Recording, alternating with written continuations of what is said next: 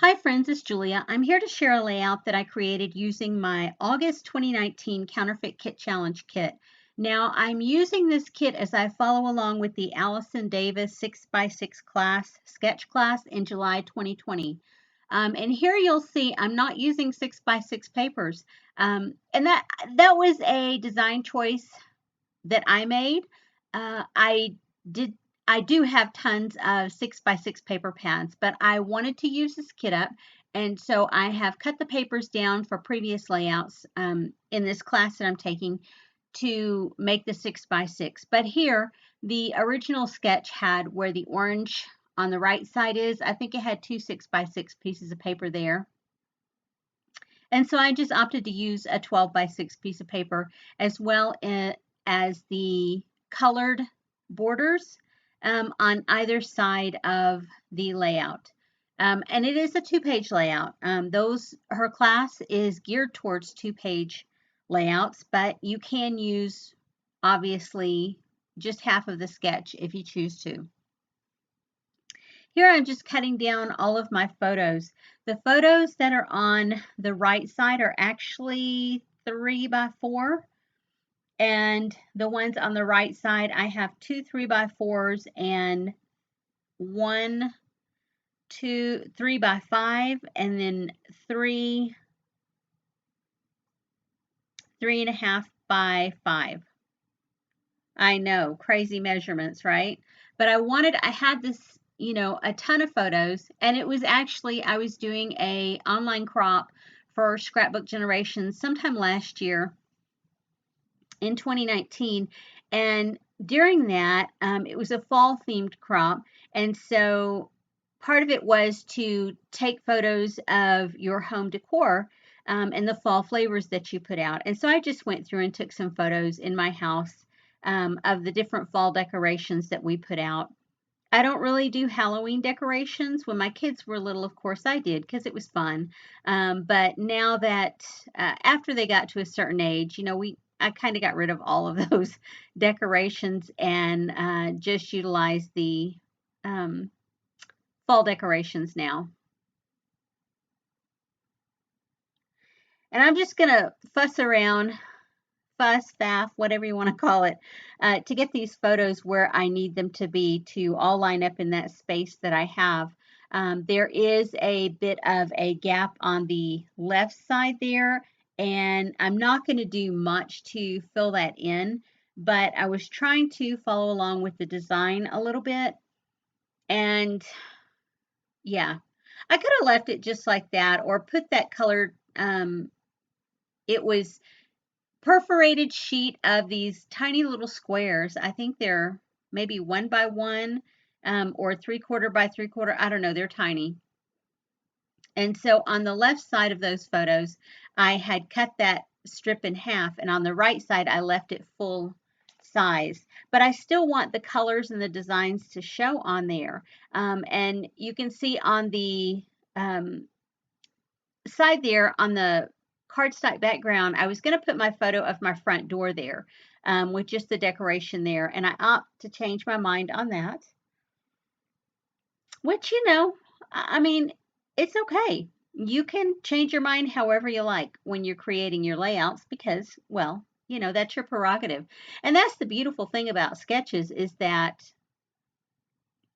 um, they really are a grounding spot. They are a starting spot where you can start with your um, with the design elements the way that the designer created the sketch and intended for it to be, and then you can veer off and do your own thing. And that's kind of what I'm doing here.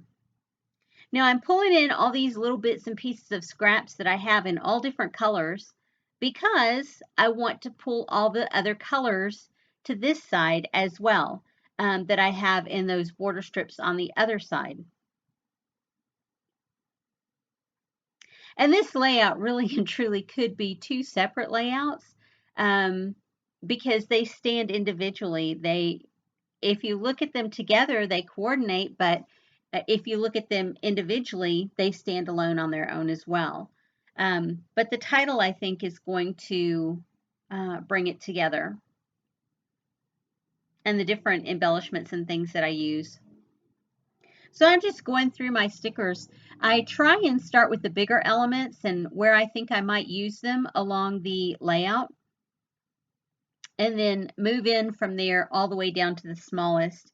And I'll apologize. I got to the very end of this and my battery died and my backup battery was dead. And so some of the final touches that I did on the layout were lost, but you'll see most of it with the exception of, I think, putting down the enamel dots and some smaller little embellishments. But here I'm going through and I'm adding some foam adhesive to the back of these stickers, and that's where I'm going to place them roughly. Yeah.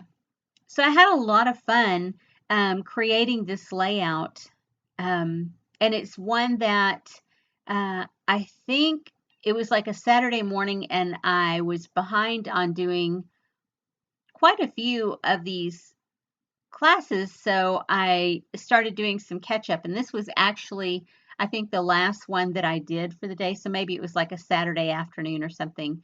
But I love that I was finally able to get this sketch used, and I love having the resource of being able to use that sketch again. You can see that floral sticker there. I just cut it in half, or cut a portion off of it. I was going to use it at the top, and then I opted to change my mind. You know, that's our prerogative. As scrapbookers, we can do that. There's no rules hard and fast that say that we can't change our mind. So I cut that up and moved it around where I wanted it. And then I'm going to use some of these sticker leaves that came with the kit on that sticker sheet. Now, this is a kit that I put together in August 2019. I don't remember what the original inspiration was, but if you go over to the Counterfeit Kit Challenge blog and click on their past kits, I think it will show you, or for the month of August 2019, it will show you what the inspiration kit was and give you a link to it. Plus, I think it also links up everybody's contributions that have contributed to the blog as far as creating their own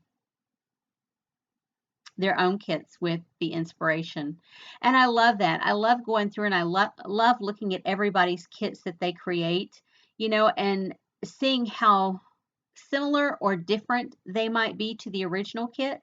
I'll tell you, most of the time mine are completely different, and mine are so much bigger than most of the inspiration. The people who, the designers for the Counterfeit Kit Challenge blog, I tell you, mine are just completely different. Um, Not in a bad way. It's just I don't necessarily follow the kit design so much. I know I'm a rebel. What can I say? But I do enjoy how my kits come together, and I do enjoy how they look in the end. And I do have a process when I am creating kits. Um, I started years ago watching Chamel when she was over on 2Ps. She had done a class. I had kind of sort of played along, I think, with the Counterfeit Kit Challenge, or maybe that was just coming out about that same time. Chamel had done a process video of how you put a kit together, and then she showed you how to use that kit to create 10 layouts. And so I followed along with her almost exactly, and I made a list of things to include. Well, that list has morphed over the years, and I have, you know, back in the day, I didn't have enamel dots on it because nobody was using enamel dots at the time. Um, Over the course of time, enamel dots have been added. Um, Wood veneer has been added.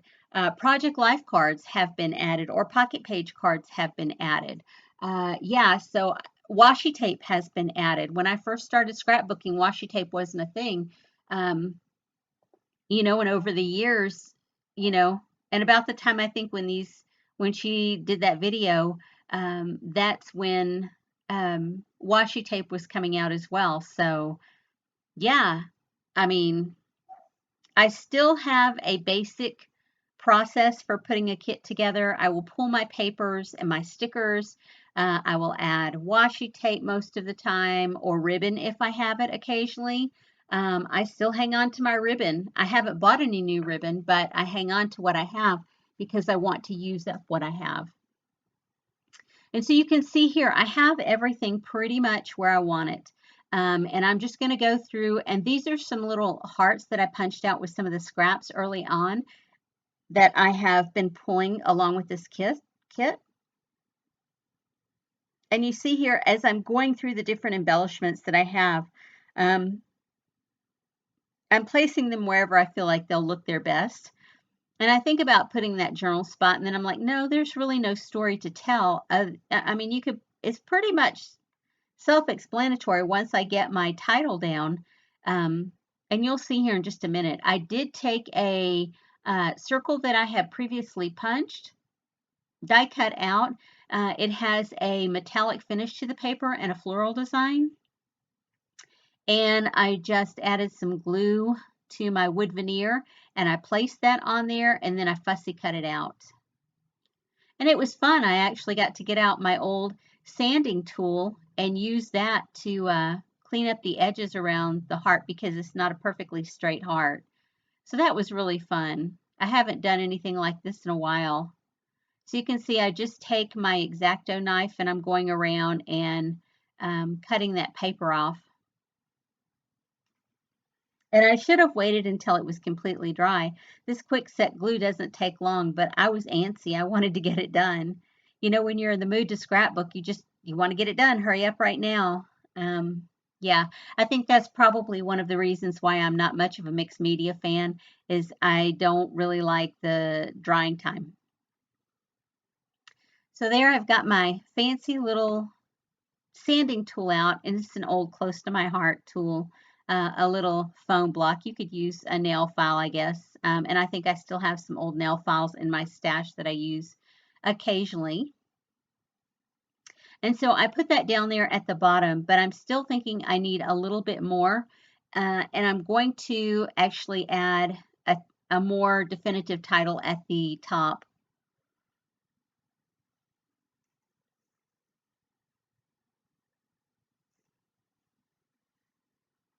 So there I'm adding down some of the punched circles that I had die cut out. I'm adding them around as embellishment just to bring some of the colors back and forth on the pages. Although I don't know why those color strips make, you know, the colors you can use anywhere on the layout. So I used that puffy little bow. I'm glad I'm finally getting a lot of use out of that puffy sticker sheet because it hasn't been for me. It hasn't been the easiest to use. Now, you guys know I use my ruler and I will put my title down on the edge of my ruler and then put it where I want it on the layout. I know there's a lot of people that use wax paper, but and I've tried it, but it's just not my thing. I've been doing it this way almost since I started scrapbooking, and yeah, it's what works for me. And so there you can see, and I have 3 rulers that are just the same. On the first one, I put the first word of the title, and then on the second one, obviously the second word of the title. And that's what I do a lot of times when I'm moving my titles around. I will put it on these edges, and then I can move them around where I want them on the layout. And so I know that I'm going to put them over the photos. And so I line it up, and I don't set my letters right on top of as using the photo as a base. I put a little bit of a gap there, and that's just something I've always done. And I don't know if there's a design element for it, but or if it's a design task that has a name, I don't know, but I always leave a gap there. It's kind of like my letter tiles. When I'm using those, I always leave a gap between them as well. I know it's funny. Anywho, I'm getting close to where the video cuts off, and I don't think you see where all the enamel dots go down. But you can see I'm putting the year on, and I'm going to take that to the other side. And you'll see a lot of close-ups at the end. I've tried to get back into the habit of taking photos after the layouts are created to share at the end of my videos. So I hope this helps you or inspires you to get into your stash and get your stuff out, and play with it and have a great time. And here's the close-ups where you can see I've glued down the rest of the circles, the hearts, and added the enamel dots. And I've added even some washi tape above and below those the photos on the right side of the layout. I love how the font, it's an older Felicity Jane font, and I just love how it looks with this paper kit. And I love how everything worked together. Everything that I curated from my own stash worked together to create this kit and how well it looks together. Anyway, that's it from me, guys. Like I said, I hope this inspires you to get into your stash and create something fun. Anyway, I will see you guys on the next video. Have a great day. Bye-bye.